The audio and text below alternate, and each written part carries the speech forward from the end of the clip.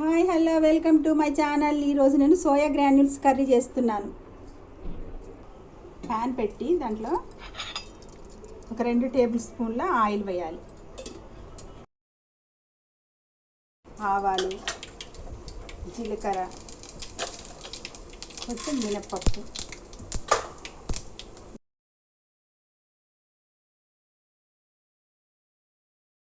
పసుపు, 1 స్పూన్ కారం, 1 స్పూన్ ఉప్పు,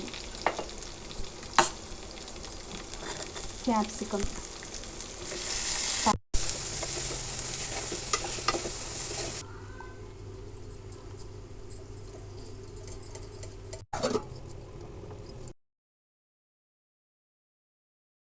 సోయా గ్రాన్యూల్స్ కర్రీ రెడీ.